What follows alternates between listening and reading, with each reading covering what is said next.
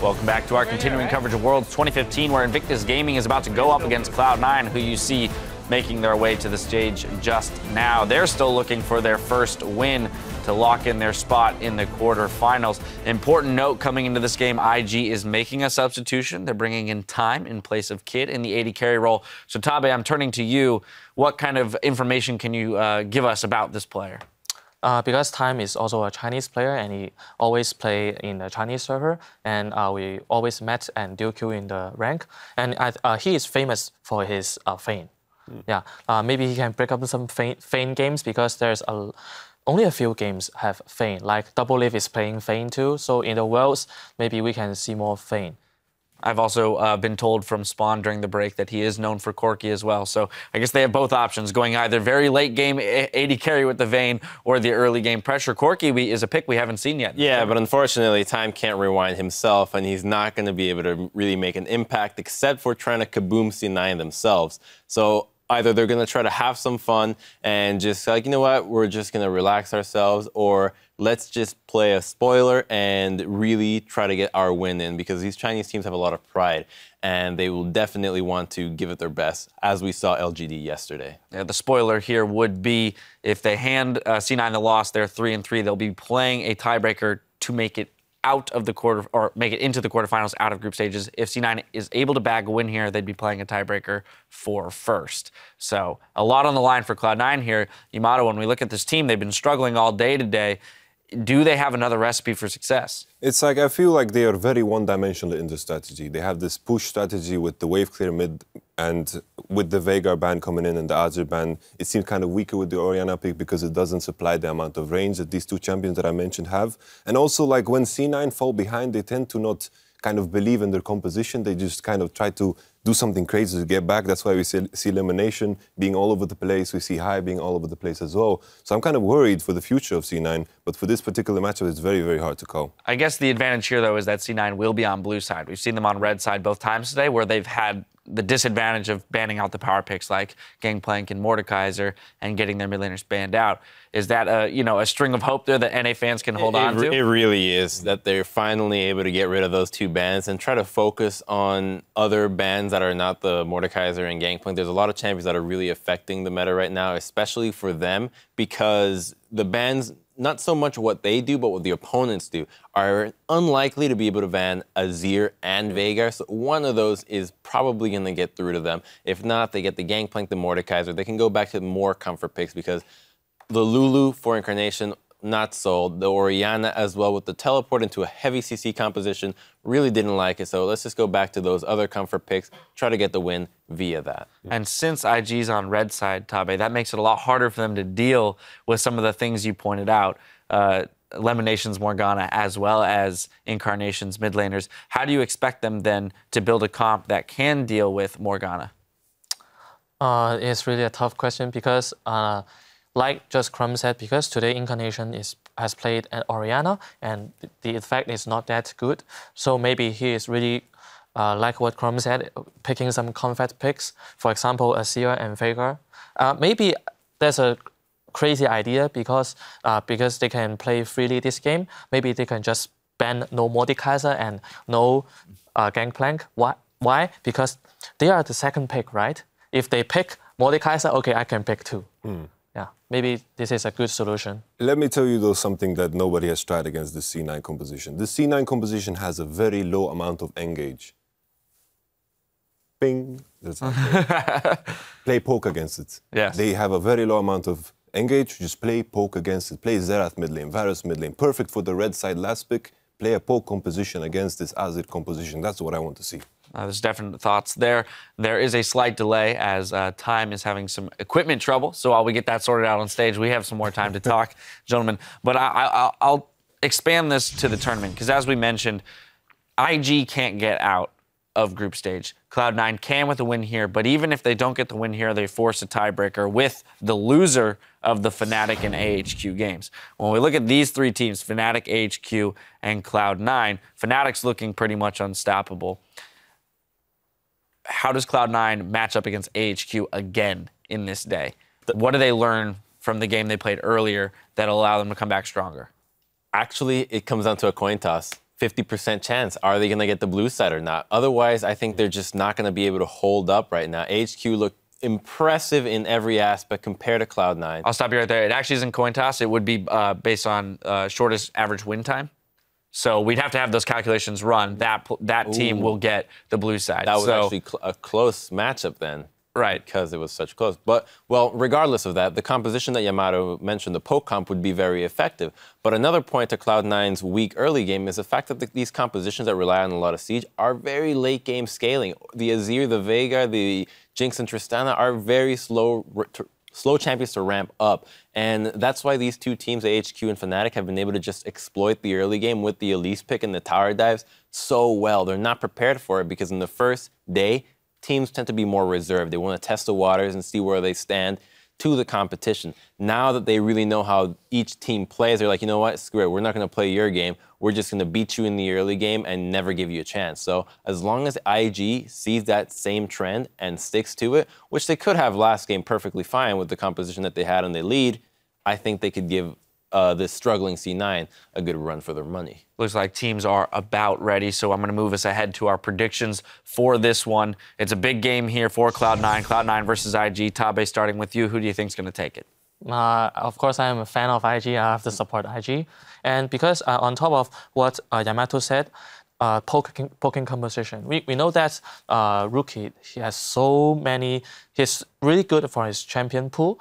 His Jace, his Pharahs, his Twisted Fate, and Kakao's Nidalee jungling. That means it is really possible for them to play a poking composition. And if they really didn't ban the Mordekaiser or GP, if they first pick GP, maybe Rookie will come out his Veigar mid.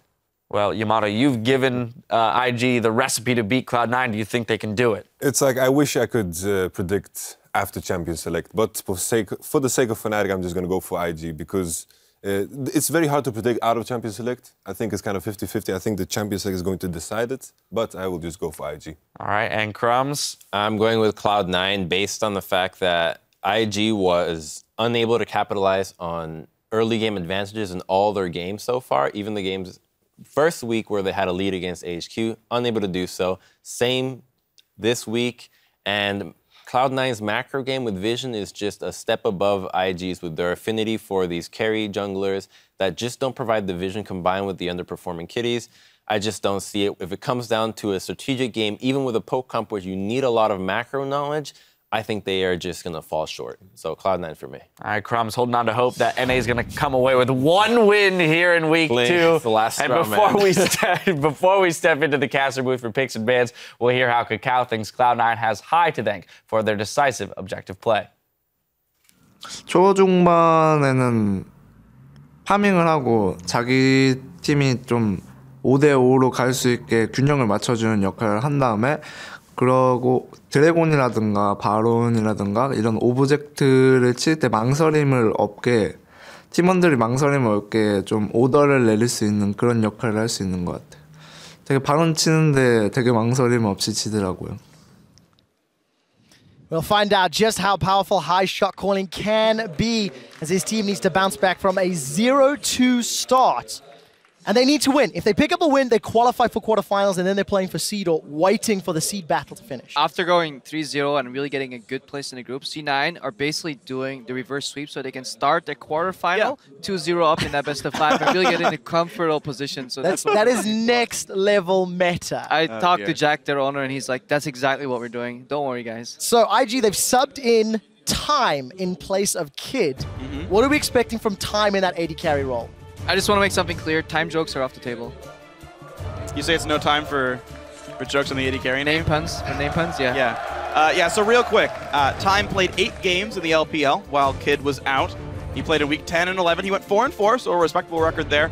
5 Lucian games, 2 Vayne games, and a Kog'Maw. We'll see if Cloud9 seems to care about that at all. Blue side in the group stage has been the side of target ban. Yep. His Jinx off the table. That's interesting enough.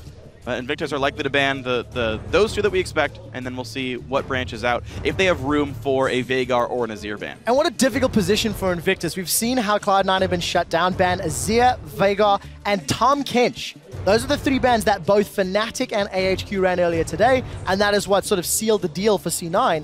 IG can only ban 1. of those remaining, and let's see what it's going to be. It will be the Azir. So Viger and Tahm Kench available if the opportunity arises. Do you obviously have the opportunity to take some of the champions away? Obviously, it's not like they can pick them all at once. So if Invictus Gaming's champion pools go deep enough, they could take away the necessary parts here from C9's composition. C9, they're just lucky at least, though. What's funny about it, though, is as far as Veigar and Tahm Kench themselves are concerned, Tahm Kench is a bit of a counter pick. You either save someone from the burst combo, or you get right on top of Veigar, which he's kind of bad about with the ultimate. So definitely just options available if you consider sort of the counter pick game, but right now C9 are allowed to pick those champions now if they want them. Meanwhile, Invictus have already locked in that what we assume to be a bottom lane duo already. Yeah, seeing this combo come out, I think we're pretty right on the money there. That's going to come out in the 2v2. That is an incredibly potent lane. We've seen it before. Not only does it trade well, Kennen can always close the gap with the Lightning Rush too to make sure he at least gets that passive proc from the Kalista W. In addition to that, gets a couple of procs from his own. Stun people, then Kalista can stack up spears, and suddenly everybody dies. I love it how you make it sound so simple. If they don't fight back. Yeah. Yeah, well, you just auto-attack a target dummy for a while. And then they die. Yeah, weird. Don't you know? That's how you get the challenger, Every time I fight a target dummy in a game, it never dies, though. They're freaking invincible, so I don't know if this is actually going to work. So for IG, both games that they've lost today, their opponents have brought the fight to them. Very aggressive, very in their face, and look to skirmish around multiple towers. Cloud9 have not necessarily played that style. They've been focused more around the actual tower kill itself. And with Tristana and sort of the defensive Morgana locked in, it's a similar recipe once again for Cloud9. Yeah, we've seen this before. Cocoon and Binding to keep them in place. Really well scaling AD carry if things go rough and we have to get to the late game. Tristana trades well into Kalista, and this time IG's bot lane, unlike Fnatic, can't break the Black Shield to really get rid of the stuns from Kennen unless the support Kitties plays incredibly well, but Kitties has been a little bit lackluster this tournament. Oh, here's a champ we haven't seen in a while. You heard Tomato Cannon himself talk about it, playing poke, and right now Nidalee being hovered. It's actually one of Kakao's very best champions as well. This is something that was so scary back in the LPL. Of course, Nidalee had some nerfs ever since the playoffs, but looks like that's the consideration right now. She does fall off a little bit, so IG will need a lead into the mid game to really get ahead there. Difficult for Invictus, and we'll find out if they can pull that one off. Lissandra's locked in. Also another potential flex here for IG. Could be for Zitai up top, could be in the mid lane. Saw Bjergsen running it yesterday. Not too much success, unfortunately. But kind of a mixed bag here for IG. You've got poke from Nidalee, you've got all in from Kennen, Lissandra, Kalista to some degree. So a mismatch of flavors. Yes and no. If you look at traditionally how Nidalee was played, it was all winning lanes, pushing in, allowing Nidalee to go in and counter jungling, neutralizing the enemy jungler. Kakao said in his pre-game interview that, High was the foundation, and if he just farms in the early game, then he joins his team to even things out. Well, you can get him while he's farming if he does predictable routes. So in that sense, that could be a strategy here if we see Lissandra flex until she plays into a decent pushing lane, which she can in the mid lane. Every Veigar lane almost gets pushed in. We have the counter pick in top lane. Suddenly IG, they could be setting up for a triple push aggressive jungle lane, and this game could be over in 20 minutes. And we've seen games completely opened up by Balls getting behind in his lane, getting pushed on, getting dived. And Zitai was one of the better top laners coming out of the Chinese LPL. We'll see if he can win his lane, and that dive that we expect from Nidalee can happen here. C9, though, they get a comp. They would probably blind pick if this mode existed for them competitive. This is exactly what they want to play. And at the same time, that's good for C9, but Invictus game, they knew this was coming. This is no surprise. These champions have all been played a lot. Now we have an aggressive counter matchup here where Nara can continuously outtrade. They're not going with any Malphite. Like if you look at Invictus comp, sometimes you can think, oh, we need hard engage. Well, no, you just take out the team fight perspective. You just win every lane as individual elements. You don't allow Cloud9 to group, because that is their strategy. Get one tower, group in the mid lane, combine your powers. We've used to call it an Exodiac comp, where if you get everything together, then suddenly you win the game. If you deny Cloud9 from doing that, which Invictus Gaming very well may do, and Kakao can really work in between the lanes as an aggressive jungler, then we have a very interesting match on our hands. The difficulty is those lanes actually have to win. Earlier today, Zitai had a kill advantage over his opponent Ziv, Olaf versus Darius, and he got killed 1v1. We saw now a substitution. Time, how much has he been scrimming with Kitties? Kid was underperforming. How is Time going to do? Same champion as Kid from the previous match, but they need to win those lanes to allow Kakao the freedom to move around. Yeah, win or push. You can go even on CS, and usually that's fine because at least somewhere on the other side of the map you have some pressure. But if you go even in CS in every lane, but you're pushed in everywhere, your jungle will completely annihilate the other jungler, and you'll be working with perfect information, and then you will get an advantage somewhere else, be it dragons, be it some neutral camp somewhere. Well, something to watch for then. What can Kakao do with his lanes that he's expecting to do very well, guys? It's going to be one to watch for. They got to pick their duo lane at the very start. They thought Ken and Kalista would do it. They think it's going to be enough for Invictus. Tweet hashtag IG win, but Cloud9 running the comp that they know and love, and everyone can predict from them. We'll see if they can do it, and if you think so too, hashtag C9 win. And such an important game for Cloud9. If they win, they guarantee themselves a spot in the quarterfinals in London, and seed will be determined by the next 2 games. But right now, the crowd in Paris will be cheering on Cloud9 as they take on Invictus Gaming for their last regularly scheduled games in the group stage. And for IG, it's playing the role of spoiler because they unfortunately cannot advance further in the tournament. So we've talked a little bit about what IG needs to do to counter Cloud9, but then we should probably refresh. What is it exactly that C9 wants to do? Well, in this game, I think they want at least to get a lane swap, to get to the early game, open up 1 tower, and C9's signature move so far has been pushing up with Sneaky and then rotating into the mid lane for the siege.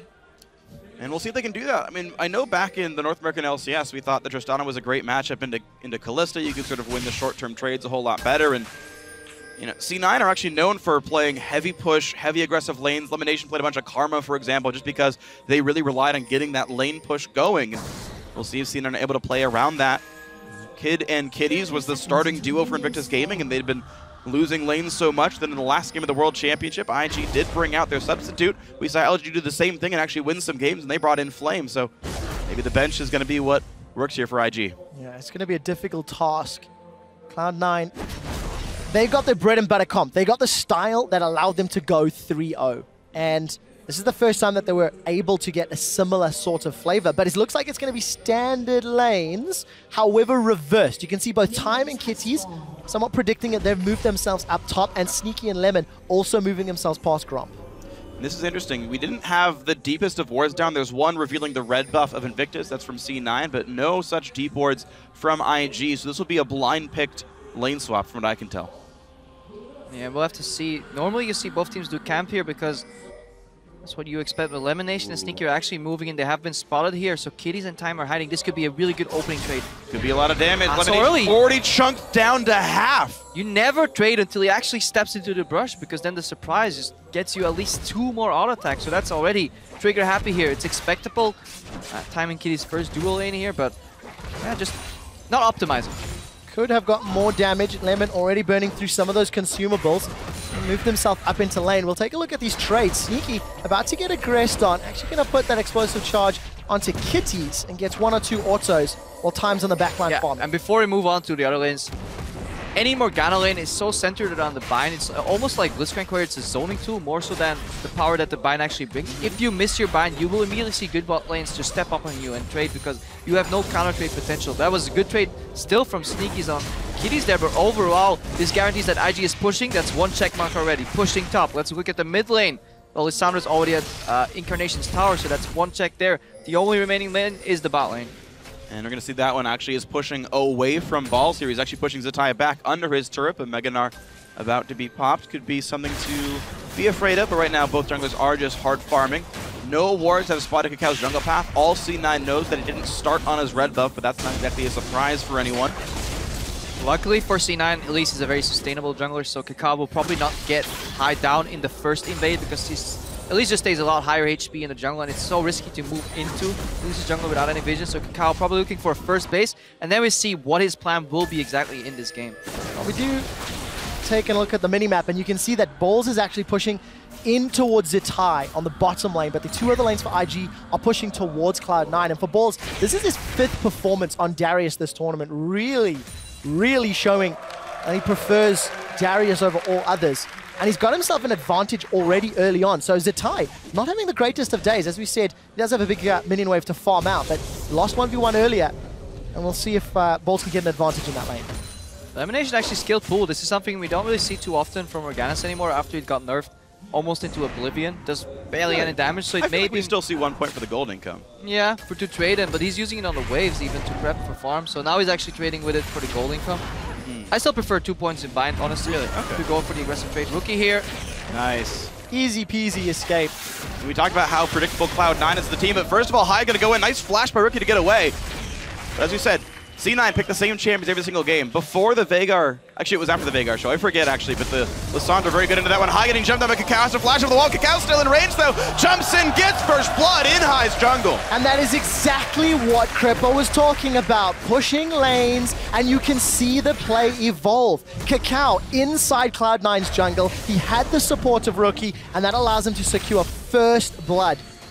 A really good move there, and also we can see why the Lissandra was picked early and then Flex, because they wanted to see the Veigar come out, and then they knew, because Lissandra E can actually still get you out of the Veigar cage. A lot of these conventional mid lane champions, as we see Kiddies take some poke here, they can't get out of the cage because they have to dash through it, and then obviously the new Veigar cage stops your movement.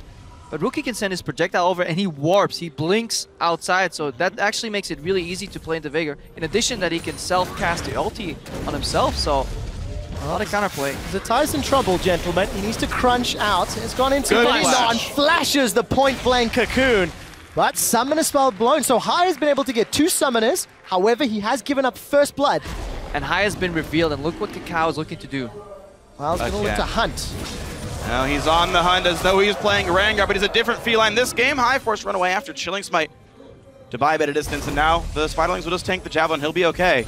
And yeah, if you look at the draft, you're like, how and why did C9 get this exact composition? Well, because it's becoming relatively predictable, and IG is using that into their favor. Every time High reveals himself, Kakao is going for an aggressive move. All IG has to do is survive the ganks. 2 really solid flashes, one by Rookie and one by Zetai, have actually bought Kakao the time to really counter that play. And look at the parts that everyone's playing in this matchup as well. Rookie, first item, gets a Negatron cloak, saying just make sure I don't get an Incarnation, I'm flashless, let's have no damage happen at all. Elise is a magic damage jungler too. Let's survive this lane because we know Zetai can win this matchup already at 5 CS. We know the bottom lane that we picked on our very first round here on Red Side can win as well, and they're up 8.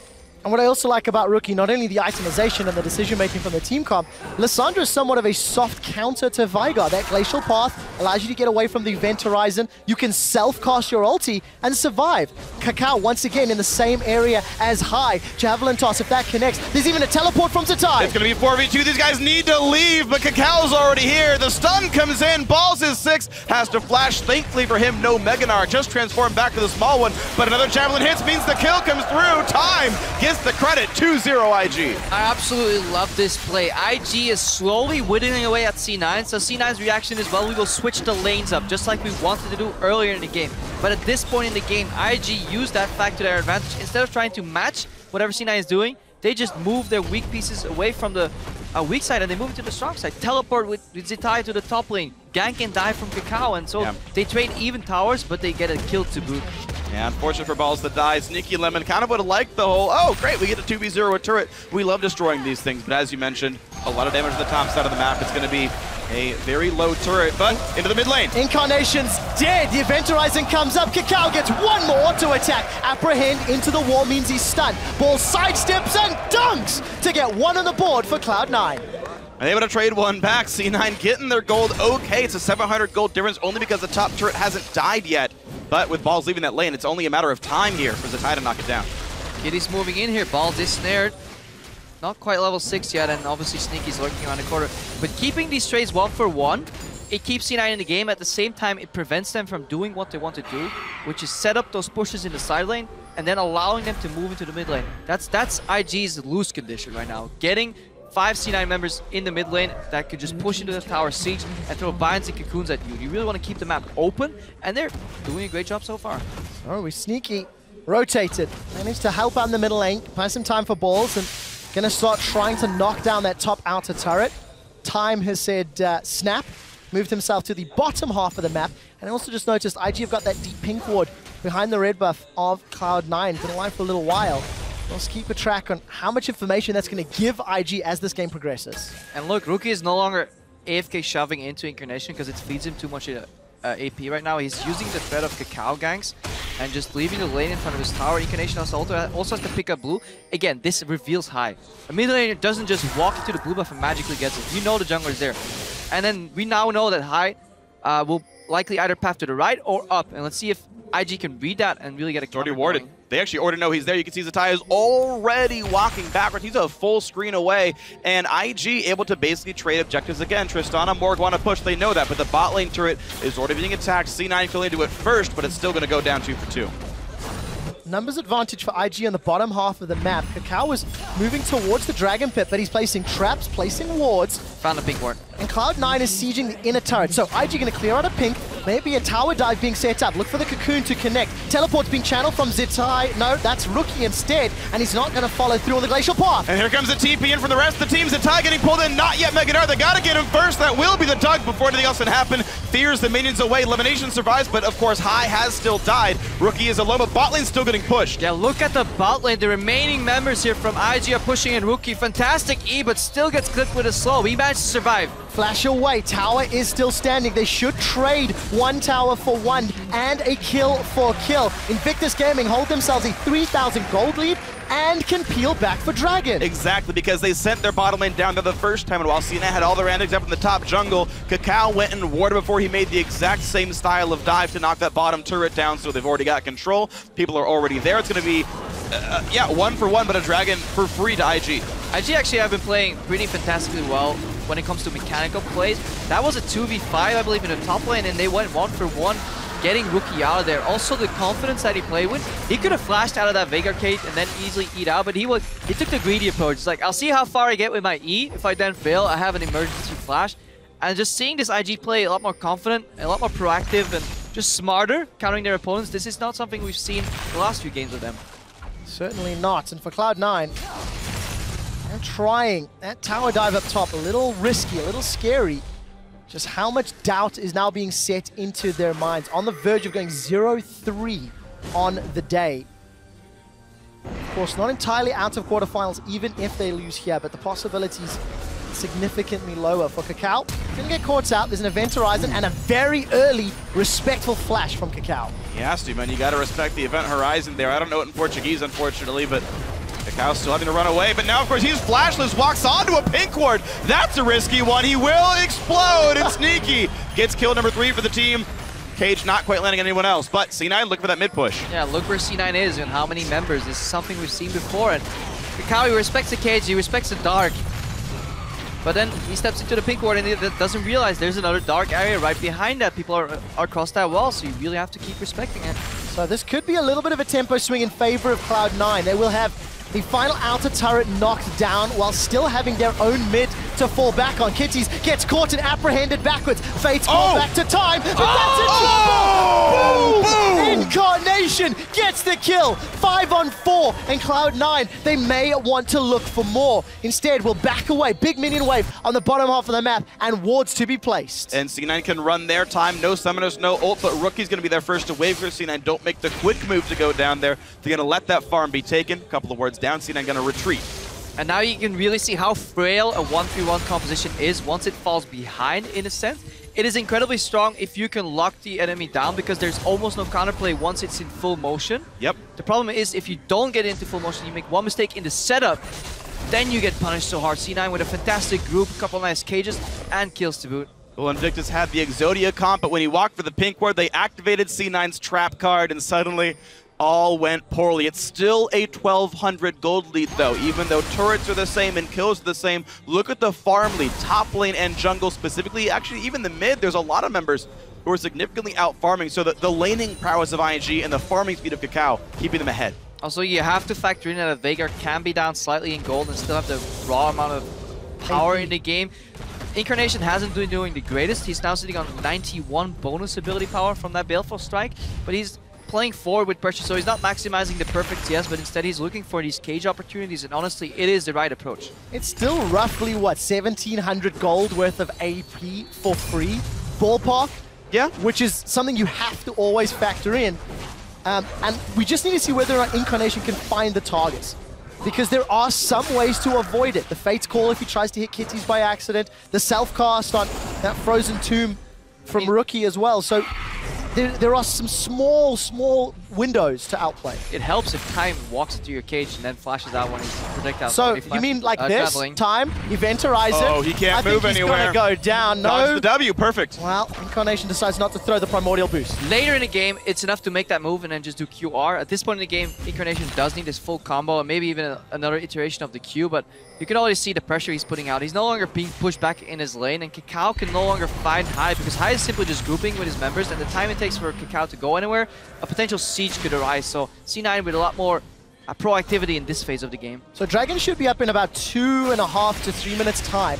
Cloud9 with that earlier push, they got some vision in the top half of the jungle. This will allow them to secure a blue buff uncontested and hopefully leave vision. There you go, 2 minutes on the timer for a potential future Dragon challenge. But the thing is, right now, C9 are slightly owning the map. There's wards kind of a mismatched side. There's a bunch of wards on the left side of the jungle that are IGs, which doesn't mean very much. There's no turrets to contest really up there. Baron's not up for 5 minutes, so C9 are actually the first team to get relevant wards on this side of the map. And as a quick tangent, you're noticing double Abyssal Scepter, Kakao and Rookie both realizing as kind of the primary targets for Incarnation in a lot of these fights, getting early MR, emphasizing not getting one shot. Shot finding finds Kakao, but nothing more than that. Look at the vision though, playing in the darkness, hang on, Kitty's walking in. Oh, Fate's Call, but that's an important cooldown ahead of the impending Dragon fight. It's a little under 2 minutes is the total cooldown for Time, so it will not be available for the fight. IG had the right approach in the early game, so their 0 to 10 minutes were perfect. Right now though, they're falling into old habits, especially when you look at the LPL. They're trying to contest the Dragon when they shouldn't. They should switch their attention to the other side of the map, because in a perfectly warded deep jungle right there, it is so incredibly easy for Cocoons, Dark Bitings, or Veigar Cage to catch anybody and blow them up immediately. So face checking into the dark, you just gotta respect it and move to the other side of the map. Cloud9 got a big chunk of that tower down. Still really committing a lot of time and resources to the top half of the map. Wave is pushing against them down bottom, and Balls with teleport available has been left alone in the top lane. He's currently a level behind Zitai.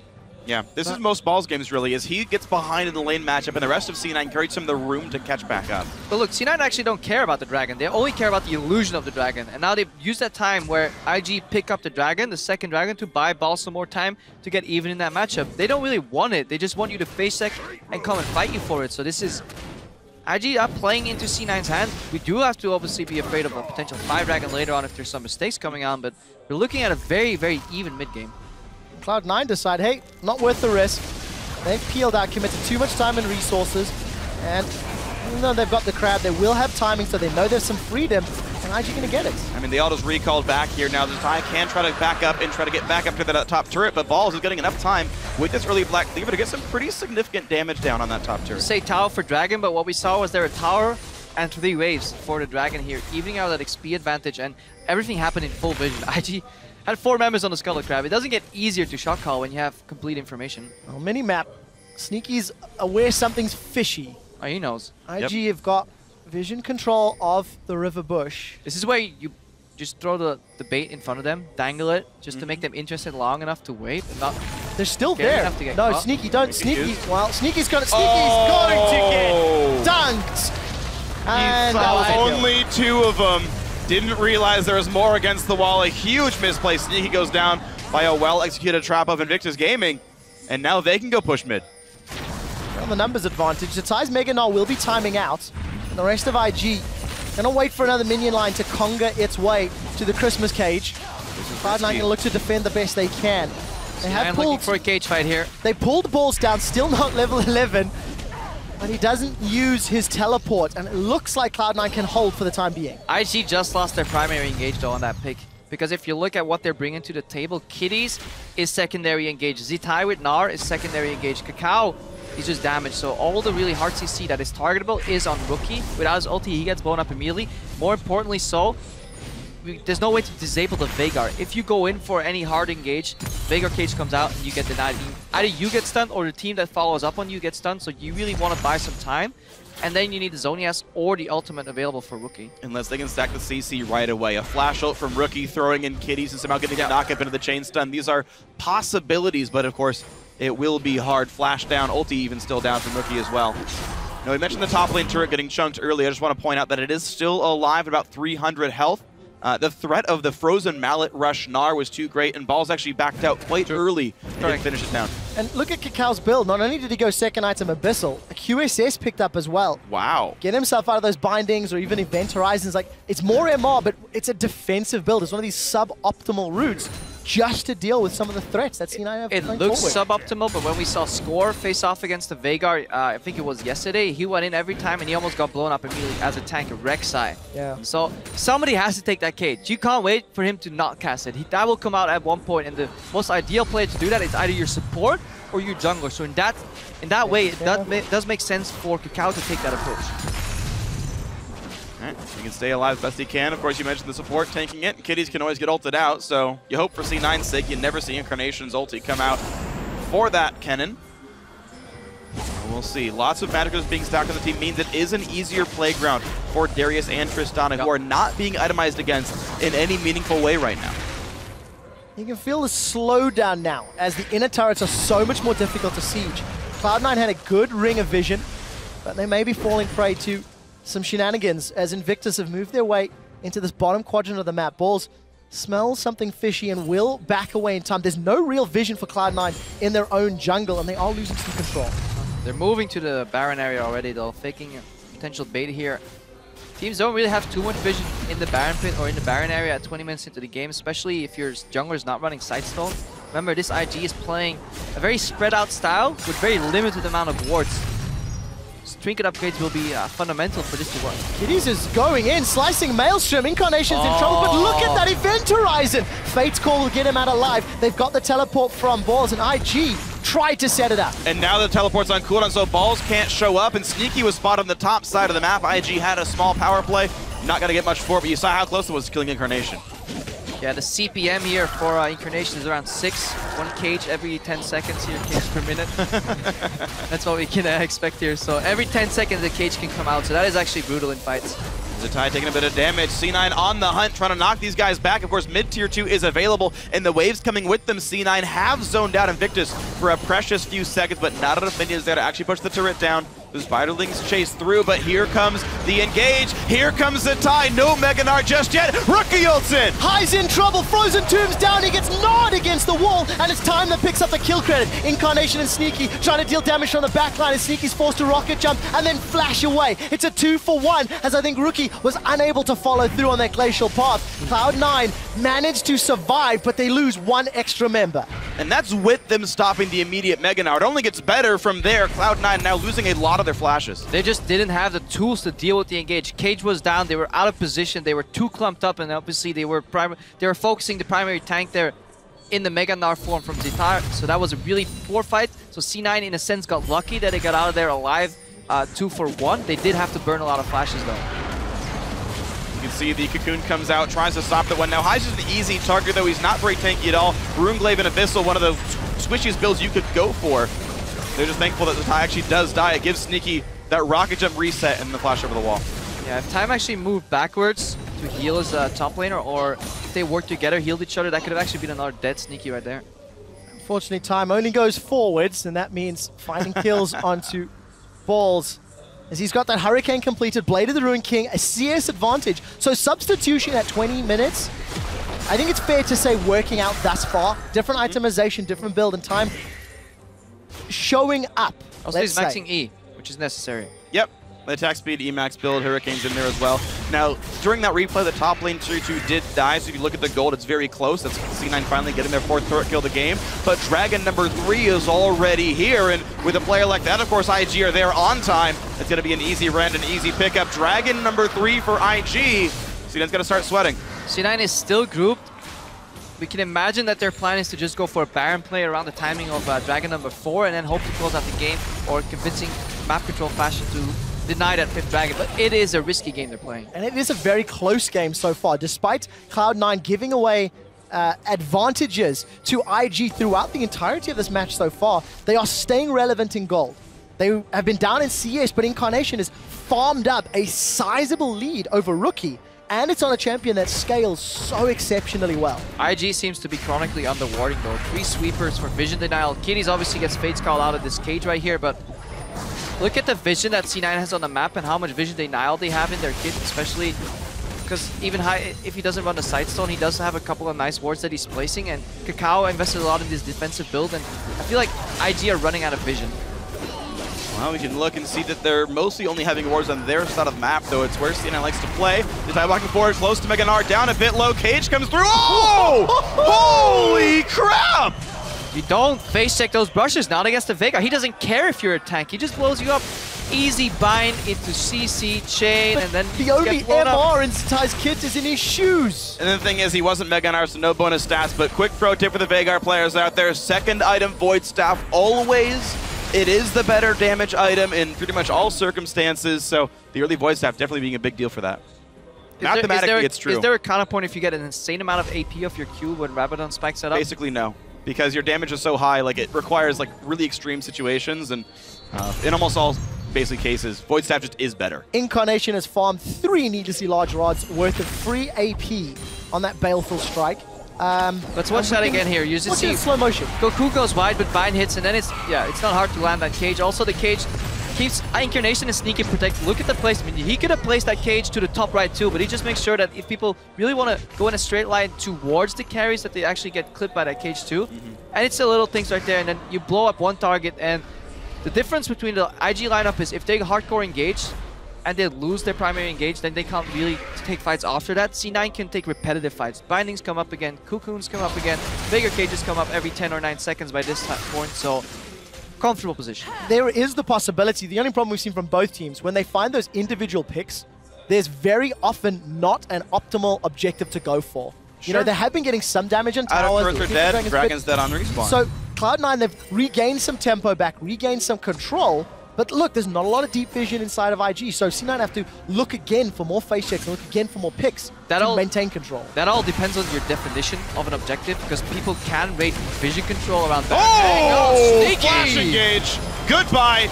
Good Zonia's there, and here comes Kitties as well to lock up the team for a little bit more. There's plenty of time here, and they've got to run and run away. Invictus looking pretty good, but you're still seeing balls to rejoin this fight. 2 kills already for Invictus. Another lockdown of this Darius. Not long for this world. A double kill for time. 5 and 1 on Kalista. 3 for 0. It's not over yet. IG have got a minion wave pushing forward. 5v2. All of the wave clear is going to be reliant on Incarnation, and instead, IG look towards the Baron. 5 seconds before Sneaky's up, 20 before Balls and higher up, and there's no TP for Balls. And will they start it? Yes, they will. So tie up in the front, Kakao putting the damage in here. Elimination and Incarnation kind of by themselves, holding their hopes for an auto berth into the quarterfinals if they can win this game, but it's slipping away now. Incarnation is going to try and time a WQ combo. Can he steal it? A perfect! Ooh. No, not going to work this time. Invictus get the Baron after the team fights. That was actually a really smart approach from Invictus Gaming. It even caught me completely off guard as I was going to go into a rant about objectives and vision control. IG, they played on their strong side where they had vision denial. Rookie snuck in and he just went in with the E from Losano. Something we very often see mid laners do, but they just did it from the right side. Left side was completely in control from C9, and it gave them a false sense of security. He just comes behind Sneaky here, instant flash R, denies the jump, Cage is not enough, and then follows up here on Incarnation. So has the zone, has to die ulti, that Kitty zones, he gets pulled back. So this is a beautiful engage sequence here from IG overall. Even High trying to go back in, just gets knocked up by the second part of the Kalista ultimate there. Then Balls just kited too much because there's no CC left for him. Incarnation zoned out to the wrong side. High is already dead, nothing he can do. 5 and 1 on Kalista for IG. Thanks to the fight in the Baron, they now built themselves a sizable lead, 4,000, the largest of the game so far. Got themselves some key item breakpoints, and they're slowly creeping that vision into C9's territory. The story of the 0 to 15 minutes game plan for IG repeats itself here though with the Baron. They really want to split push, keep C9 spread, because even with Baron buff, moving in here is incredibly hard for IG because they'll have to go for a really, really big dive unless they can flank. C9 will have to yield some towers, but when it comes to defending the base, it's incredibly hard to flank there. So likely we're going to see some split pushing after these initial towers drop down. That's what IG wanted to do a long time ago, and that's what their team composition can do very well in. Another Dragon is up. This will be Dragon number 4. Cloud9 are relatively close by if they wanted to contest. It's 20 odd seconds, and they need to do a lot of work because it's very dark. But it's still 1 minute of Baron buff, and even though a lot of that power is buffing up minions, it's still up to 40. At this point, probably 25 attack damage and ability power per member there. So the bonus stats, plus the fact that C9 has no dragons themselves, means they're down actually more like 6,000 gold worth of stats, even though the gold lead itself is only 4K. It's, you know, add 3,000 to that. And this is something we see very often, especially in Europe. One team will get up to 4 dragons, and it's the 5th one where teams will decide to contest. Cloud9 not going to run the risk. They don't have the ability to clear the vision. They don't have the ability to push deep enough to that dragon pit. And the 4th one has been secured by Invictus. IG might be trying to play Heartbreak here to Cloud9. C9, they have 6 minutes right now. That's all the time that's left on the clock for them to really find an opening here and get the game even again. See split push here from Zitai. He's getting caught by Sneaky though. You can see an R flash. Yep, rapid fire means a lot. There's the rocket jump forward. Hex Drinker popped, and this could be enough. Yes, Sneaky with a red buff creates an opening. Now Rookie getting stunned, but High is going to take a lot of damage. His Vitalings are dead. Here comes Kitties. He's ferocious, and down goes the kill. But this completely shuts down IG's push. We talked about it earlier. If you get shut down that 1-3-1 split push in the earlier stages, you have room to punish. Right now, that punishment is them losing the entirety remainder part of that Baron buff, any potential setup, and C9 relatively even here. 4,000 gold behind it means a lot, but it doesn't mean anything if you can get the jump on the enemy team. Cloud9 still yet to take down or move into IG's territory, so they're going to need to look for more of those picks. They've got that banner of command for elimination, so that could start opening up some side lane pressure and allow them a little bit of wiggle room as we get closer to more objectives like the Dragon, like the Baron. Honestly, I feel like this build as well is curious for High. He's going for a really high ability power, low tank build with the fact that there's so many good hard dive champions. You've got a Callista ulted Kennen, you've got a Mega Gnar, a Lissandra. It's so easy to pick someone up, and High has been getting basically one shot in every team fight. Okay, the early jungling didn't go well, he was behind already, but the fact that High is now 0-5 is pretty troubling. Same time, he's 0-5, but he can still play a large damage role in the team fight, so they're just operating under the approach that they're going from 4 carry composition with a defensive Morgana. Speaking of elimination, he can split push, so we see High path by here. Rookie and Kakao not going to find the opportunity. They've got that pink ward and the red buff, so they know they're safe.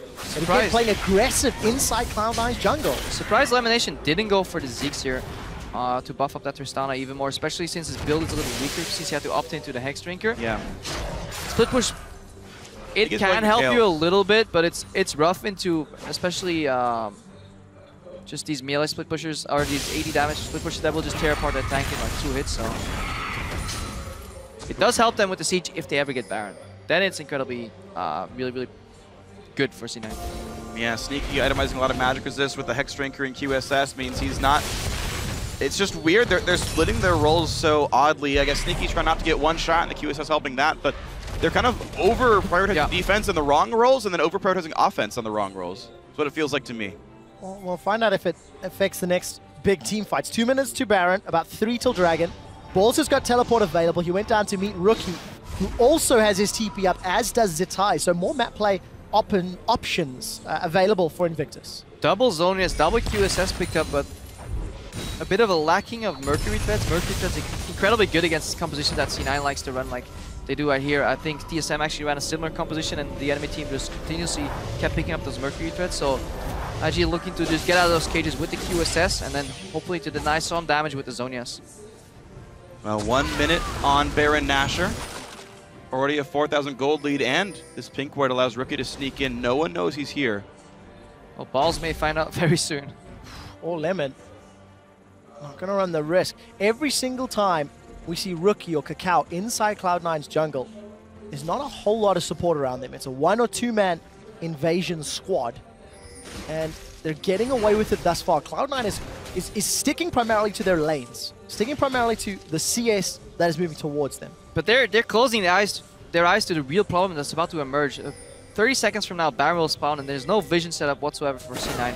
A minute and 50 seconds from now, Dragon will spawn, and there's no vision whatsoever too. So C9, they have to group and push out at one point, but they're delaying the inevitable. They just want to find an opening, but IG is playing patient enough to not allow that. Oh, well, C9 finding a bit of an opening. Kakao at half health already. There's the virtue of the damage build, but Kitty's just barely stopped by the cage, down to half health, but you wouldn't dare ult because of Fade's call. So much damage onto IG with 5 seconds to Baron. This might be the grouping and the pressure that Cloud9 could be looking for.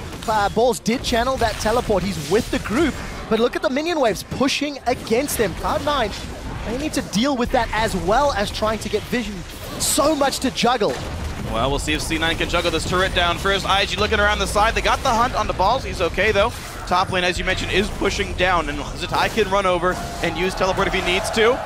Rookie's TP is down as well, so at least Incarnation is a teleporter for C9. Keep your eyes on Rookie. Every time that cage goes down, for the remaining 6 seconds, he's going to be so incredibly... He's looking. Aggressively positioned in these fights. Incarnation thankfully has a QSS. That could have been a flash hold in the making in a game-winning team fight. Cage won't land. A good QSS could also be game-changing for Cloud9. The Event Horizon will impact so much flow during the course of a team fight. Cloud9 signaling 30 seconds to go until Dragon is up. They are now in the Baron area, threatening a rush, threatening a start. But for IG, they don't want to go uncontested. Close. And there are wards behind Cloud9 if Zatai wanted to try come in with a flank. Trinkets on cooldown and Kiddies is out of wards. This is rough. If that ward gets cleared in the back of the pit and we don't get an immediate mid-push reaction from IG, we could actually see a successful Baron bait from C9 here, or a forced fight. Meganar just got triggered. C9 should not be looking to do battle. Just waiting out the Meganar. IG, of course, running towards Dragon. They do take it slower. They've already gotten 4 of them. C9 could have traded this for Baron, but right now they're moving. They're playing into IG's hands. Scuttlecraft for the accelerated engage too. So now C9 is stuck. C9 seem to be pushing IG away just a little. The Event Horizon is down. It's a 10-second cooldown. It has been pulled. Can burn this. Dragon is out of the pit, but now it's C9 backing away. Look at the minimap. Minions pushing towards Cloud9's base. Invictus are in control. They've got the Scuttle Crab for engage power as well. And Nar is no longer tired. He can build up this bar and get himself back in on this one. Kakao and Co are starting though. C9 walking in. Zatai on the wrong side as mini Nar. This is full aspect of the Dragon. It has reset. The Dragon is regenerating minions again, pushing towards that inhibitor turret. The Event Horizon's down. Dragon's the rush. Cloud9 secure it. The zoning Event Horizon, and they're trying to get away. And this is exactly what Kakao talked about in his opening interview. Elimination has to run though. They're going in. Kiddies is gonna pop the ulti. Event Horizon buys some time, but here comes Rookie. Incarnation gets out, but Zatai is Meganar. He finds the stun. 2 kills already, and they're not done yet. A quick kill back comes in, but it's a slaughter right now. Invictus are looking to clean up. Sneaky, along with High, the last 2 standing. 3 for 2. Baron is alive as well, and Invictus are peeling back. But if we go back to right before this game, Kakao talked about why High is such a successful jungler, because there is 0 hesitation whatsoever on his objective calls. That was an incredibly bold move here, and Sneaky with some bravado too in that fight, because he actually jumped on his target to kill it, to get the reset, to then jump out. So C9 getting away there 3 for 2 is actually impressive. But you can see the level of damage output here. Incarnation, I think, making a strange choice to go for a zone. I think he needs a pistol as well. There's so much front-loaded magic damage. Rookie and Kakao have the right idea of just itemizing defensively enough to not get one shot, but still do their job. Incarnation could do basically nothing, even though he had a perfect QSS. You can see this fight come in here, and IG just want to jump in. They've got the engage items already. Kiddies doesn't care if he gets stunned. Incarnation jumped to 1/4 health before anything even happens. Zatai has the easiest of push-ins. Keep your eyes on Sneaky though. He finishes off 1 guy, goes on Rookie, uses a jump on Rookie, kills him, and then gets a jump out. Many players would have just instantly jumped out there, but good, just spatial awareness there. And that was a fight 2 for 3 with Incarnation doing nothing in a position that C9 was forced to overplay their hand and just go for a 50-50 on Dragon. Imagine if C9 can repeat what they did earlier, which is get vision control around these areas like they did on Dragon area before or Baron. Then this composition can still blow up IG. While they've got time, QSS does come out instantly. High was able to just repel for that one. So here's some of that vision you're looking for, Crepo. Tension is real high. The crab belongs to IG. Baron has actually been started. Zatai, they know. He started to channel the teleport. Kakao isn't going to find a javelin toss, but that looks like a Mega Gnar. And Kiddies just got in. It's going to be the smite. Kakao gets takes it, and here's the ensuing battle. 1 kill already. Balls can't get away. Kakao is just cleaning this battle up. 1 kill back for Incarnation, but the stun is 1 spell away from landing. This FLICKR refuses to be stopped. Can he get away with this? Baron still to IG, and it's still a 4-2, but Incarnation made it look closer. Oh, if that bind from Lamination actually connected on Kitties, then Sneaky wouldn't have been forced to use his Buster Shot defensively, so one spell can really turn the tides in this fight. Really good steal though from IG, but again, these plays, you have to be confident to make these calls. On the world stage, when you're playing for this much, when this much is on the line, High says, well, they're Scuttle Cloud, they have Teleport, we're just gonna finish off this Baron. And look, Kennen comes in here, Bind misses. Good flash. Kitty splashes over it, and then Buster Shot reactively from Sneaky, which is good, but at that point, position is compromised for C9, and they can't afford to play when they're behind on the positioning. No flash from Sneaky either. He actually could have flashed away from Kakao and gotten a bit more space. You can see the burst available here. Actually eats right through Zatai's Hex Drinker. And that's the thing is, I just feel like C9 needs 2 threats that can stay alive. Sneaky can do plenty of damage. You saw that in 2 fights ago. Incarnation can do a lot. You saw it in this one. It's just a matter of them living. Yeah, but C9 have only lost fights where they kind of like panic. Oh gosh. I won't call that a fight. No, not really. But they've only played fights where they allowed IG to aggress upon them when they're actually trying to secure an objective. In open space, when they can kite, just want to see how it plays out. Well, for Cloud9, they may not get that opportunity. And 40 minutes in, Incarnation is over 1,000 AP, but the problem is his team is 10,000 gold down and against Baron empowered minions. IG are sieging up the mid lane inhibitor turret, and with just 1.5 waves of minions, 2 waves call it the siege as they've chunked down that inhib turret. Just look for Rookie whenever they siege. He has to position in Fog of War on either the left or the right side. Hopefully get that with a pink ward and then threaten at least some zone in that area so that people have to be afraid from Rookie diving in, because 4v5, C9 is still holding on to this tower. And you know, every time I look at the items, I see Lemonation's Banner of Command is available. It has not been used. I have to know how many times he's actually put that down. Eventurizing catches Zatai. Wow, Rookie went down somehow on the back line. High assassinated him. How on earth did he do that? Now KP Elise is how. That's... is looking to retreat. All of a sudden, Cloud9, they've said, we don't care about your Baron. Whoa. We'll just turn this around. C9 was just all about the X factor here. High gets the one shot. Rookie doesn't have QSS. I forget if he sold it for a new item or if he never even had it, but either way, the stun lock just kills him. The level of confusion and question marks on High's build may now be justified. They have 30 seconds until Rookie is respawned. Cloud9 have got Tristana and the explosive charge and the tower. They're now knocking on the inhibitor as well. Kakao's on the sideline, but it's inhibitor to Cloud9. 15 seconds remain for Rookie to spawn. He could change his boots upgrade for a TP home guards, engage somewhere, but C9, they disengage, they get out of there. Their top lane turret did fall, but they can pick up these waves, and C9 have about 5 seconds left to control the map as best they can because the Dragon's coming up in 20 seconds. C9 does have every ultimate and every summoner spell. Same situation though for Invictus Gaming except for Kakao's flash. the difference right now is that C9 is in control of the Baron area and they can punish IG for pathing through choke points. That's what they want to look for. Don't let them get in and just try and put that cage down. Could this be a comeback for Cloud9? Dragon is live. Aspect is being threatened by IG, and Balls would need to teleport in. He's actually channeling it already. So the dance has begun. And Mega Nardo is almost here. It's a threat for Cloud9. Aspect of the Dragon could win the fight. IG getting pushed a bit backwards. High's posturing forward. 3,000 health. Kakao goes in. Here comes the battle. Aspect of the Dragon in for Invictus. Incarnation over the wall. Kitty's safe as well. First kill comes through. Rookie's dead. But Time and Co. are crushing faces. Incarnation, the only one alive. Kitty's here to say hello. Not dying just yet. Gets a stun. Here's the ignite. There's the triple kill. Kitty's on support Kennen gets 3. And this is where it all comes down to questioning the C9 tunnel vision on the Dragon, and should they have opted in for the fight, played a little better. But yeah, if High gets that smite, suddenly he's the king and maybe C9 can win that fight. But IG, it just cost C9 too much in that fight to go for the Dragon because they just lost the ensuing fight regardless of who smote that Dragon. And IG, even though they cannot get themselves out of 4th place in this group stage, they might be able to win their last game at Worlds here.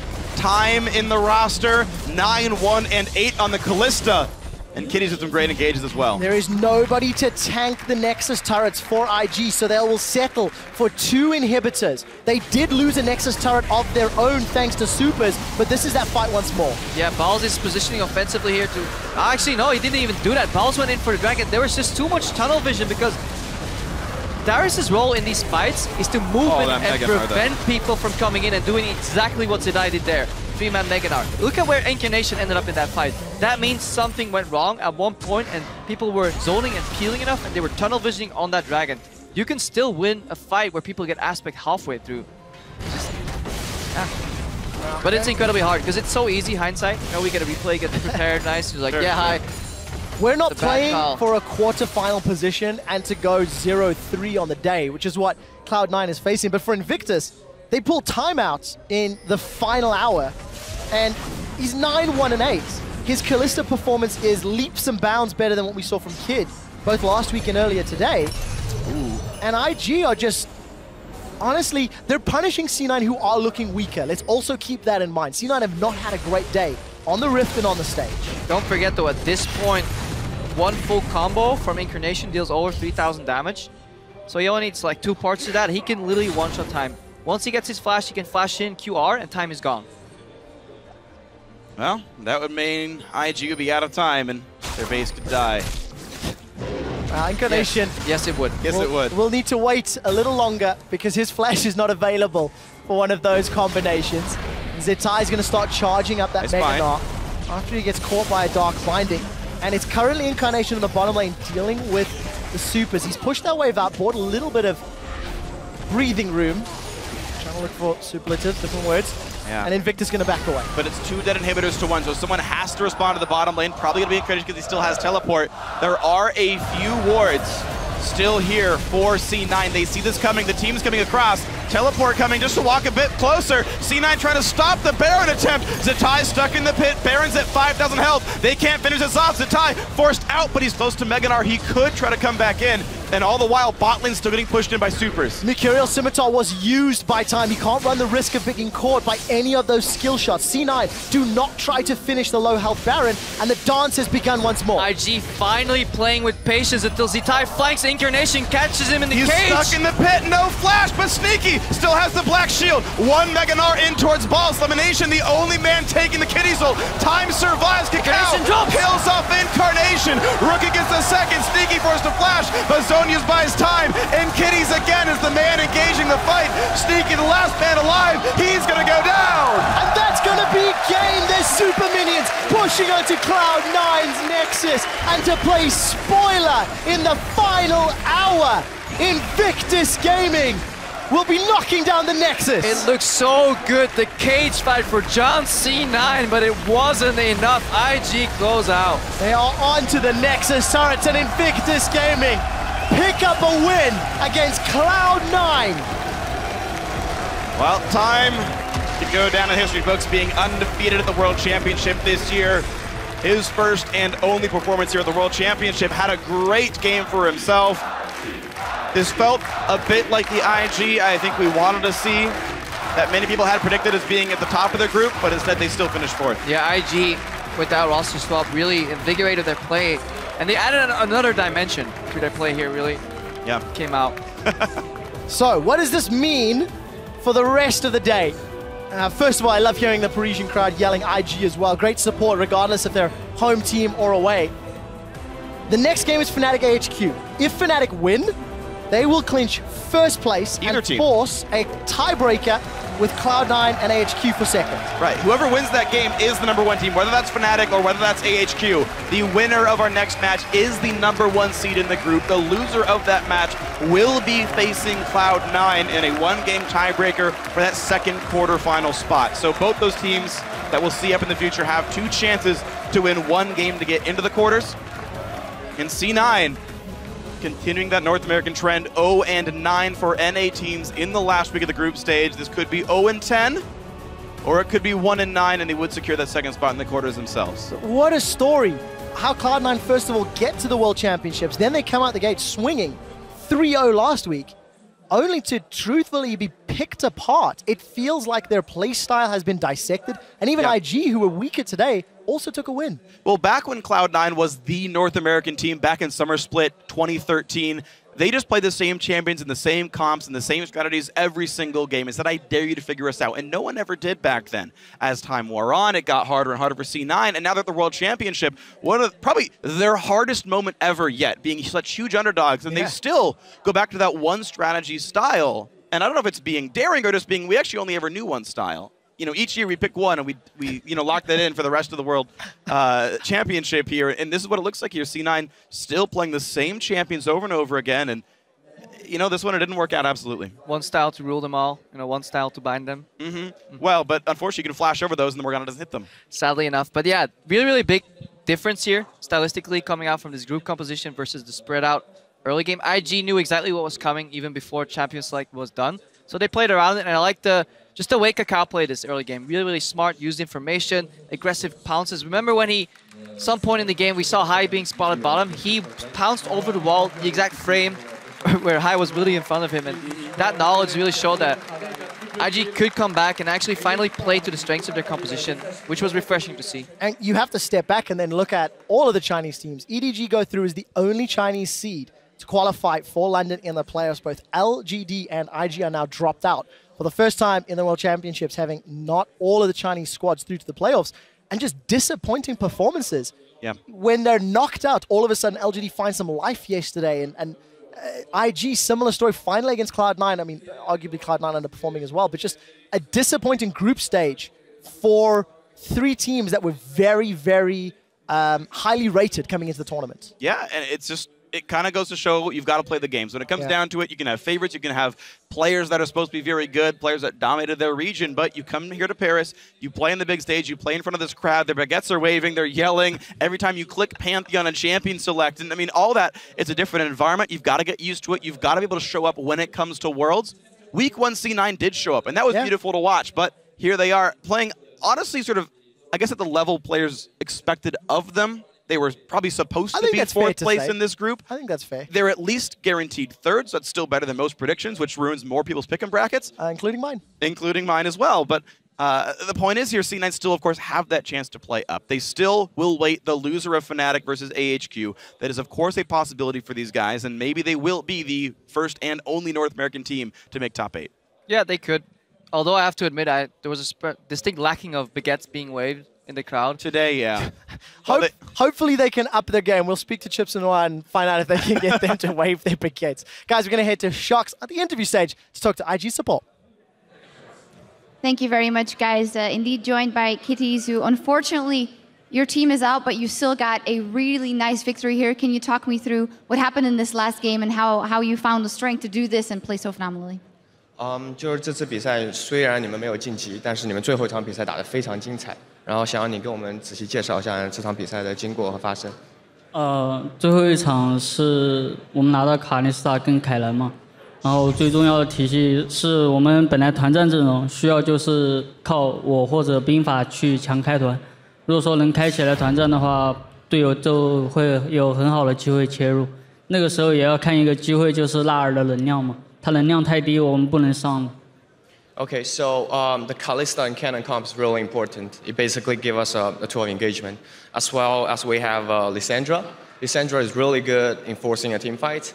And the other thing we have to pay attention to is Maganar, whether Zitai has enough fury to become Maganar. So combining those 4 things, we can make sure that we have a good chance at the team fight. Yeah, and with all those 4 things, it's actually a very complicated thing to pull off. There's been a lot of criticism on both individual play and the team play for your team. What for you do you identify as the problem for IG throughout this tournament? 就是对于这次 IG 的失利，我们可以有很多人把针对了我们的队员，也有针对了战术。你觉得 IG 这次失利的原因？ 大概是什么？没有打出自己想要的东西吧，然后在赛场上、比赛上面判断上面有失误。Alright, so they didn't find their rhythm to play what they normally play, and they have a lot of problem in decision makings, in the in-game decision makings. So that's basically how they lost the game. Right, and that's the end of the story here for IG. Finally, that means that IG and LGD out of the Chinese LPL are out. EDG is still left standing. As knowing them very well, what are their chances here at Worlds? 就是这次 LPL 战队只有 EDG 晋级了，你觉得 EDG 在之后的比赛中能取得什么样的成绩？他们能进决赛吧，感觉。You think EDG can make to the finals? All right, well, we'll see if that happens. Thank you so much for talking to us. Kitties, after closing out the tournament with a win, over to you guys. Thank you, Shox. Things are only getting more interesting here with that loss for Cloud9. I want to jump into picks and bans. Specifically, Tabe, you mentioned that Kakao might move towards something a little bit more aggressive. We saw the Nidalee come out, and it was very effective in the early game. Yeah, as Yamato just said, the poking competition is really good. Although Rookie didn't pick a poking champion, but Lissandra is always very good because he can flash an R FLICKR and force FLICKR to buy the Quicksilver Slash. Because even if you have Sonya's, you will be stunned immediately because of the stunning. And we can see that Kakao's this game is performing magnificently because he is like punishing the other team's jungler a lot, and he also have a really good attention on all the dragons. He got nearly all the dragons. I'm really happy they brought in the Lissandra. As we talked about yesterday, the kind of weakness of teleport is that you can't really take the cleanse. And with the combination of Kakao dominating the jungle, they are pressuring Incarnation, who is playing Vega that is weaker in the early game. So I really, really like that approach. Coming into the tournament, we knew that Cloud9 was really good at innovating. So for a long time, they always bring out new picks. But that also came with the fact that they always stick to the same picks that they brought out no matter what. In the Gauntlet, we saw the affinity for Karma, previously Ashe, Zyra, pretty much every single game. And then in this tournament, no exception. The same compositions every single game. And I don't think that's going to stop. It's a little distressing. Actually, it's very distressing to see it be dismantled that hard in pretty much the top lane, the mid lane, the jungle. People have figured out answers to every single part of it. They really need to try something new. I was going to say, it's more concerning now that the comp that they had been winning with essentially for the first day has been beaten and not just banned out and forced onto something else. You know, in this game, though, it was kind of interesting because Cloud9 was sticking in it for a period of time. They managed to get themselves into that turret siege situation where they could make picks and take a turret off of it and keep the gold even. However, they were almost too willing to hand over dragons to IG and put themselves into a hole and into a bad position when it came to the late game, having to fight for that fifth. I feel like IG, like with the advantage they took early game, they had like a good role on the game. They had good control of the Drakes, good control of the Barons as well, besides from that steal that Kakao was forced to make. But I feel like IG, I had a good point, I lost it. It's like... You were saying that IG played it well around holding control over the dragon. Yes, yes. Which my point was that Cloud9 had given up too much leeway to IG in the early game, saying you can have the first 3 dragons, you can have the first 3 or 4, put themselves in a hole and forcing themselves to come back for the 5th. Would have liked to have seen them make some movements earlier. Okay, I got my point again. The point I got flashbacks from the previous Kalista games, where Kalista, like I remember when Kid was playing Kalista and he had to just E the Baron back in the day, and he had to like only like ult Kitties in, and he just failed to do these simple things. The addition of time, I felt he managed to do these simple things on Kalista. He was solid, and solid was something that IG needed in these previous games because Kid was doing a lot of these mistakes that cost him the game, and I felt that time was fundamental to securing these objectives with his Kalista play. Now, unfortunately for IG, they will not be moving on in the tournament. And for Cloud9, they found themselves in a tiebreaker match to even get out of the group stage. We'll see if in the time that they have during this next game, they can come up with a new strategy that might be effective against either Fnatic or AHQ, who are playing both, and both are playing next. And both of those teams are eyeing a first seed quarterfinal berth. We'll be right back with a closer look at that clash, so stay with us.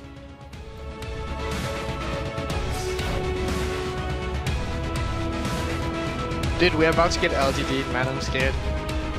What's that mean? They whipped in time. They whip in a substitute when they're already done so. And then they just turn up.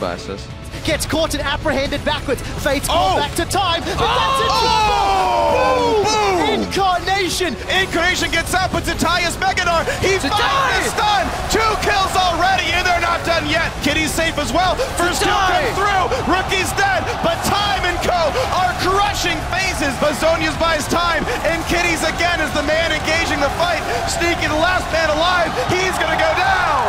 Invictus Gaming pick up a win against Cloud9.